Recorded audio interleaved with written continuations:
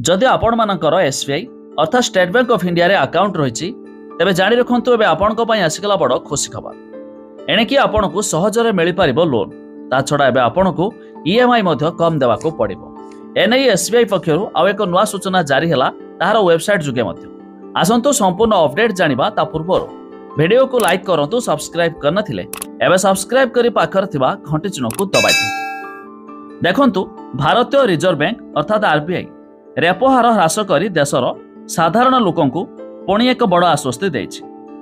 तबे भारतीय reserve bank governor Sanjay Malhotra repo rate रे 50 बेसिस पॉइंट ह्रास घोषणा करिसंति।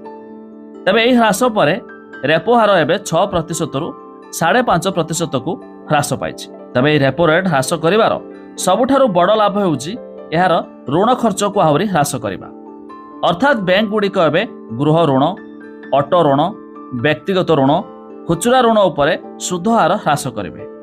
यह आपणकर मासिक ईएमआई ह्रास करिवो जहाँ आपणको अधिक संचय करिवारे साहाय्य करिवो।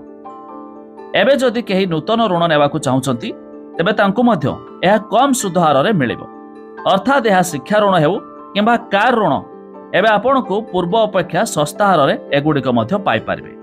तेबे रेपो रेट ह्रास सहित एसएमई एवं व्यवसाय ऋण उपरे मध्य सुध हार ह्रास पाइबो जहाँकि आरबीआई तार एबे रेपो रेट ह्रास करिछि। पूर्वरु आपण लोन नेले जेति टंका ईएमआई पड़ुतला जेति टंका सुध पड़ुतला ता तुलना रे एबे आपणको 50 बेसिस पॉइंट ह्रास देखिबाकू मिलिबो। तबे आपण मानकर जेकोनोसी बैंक थाउना काहेकि एही हार मध्य सस्ता देखिबाकू मिलिबो। तबे आपण मानकर केउ बैंक रे अकाउंट अछि ता निहाती कमेंट करी जणाइबे।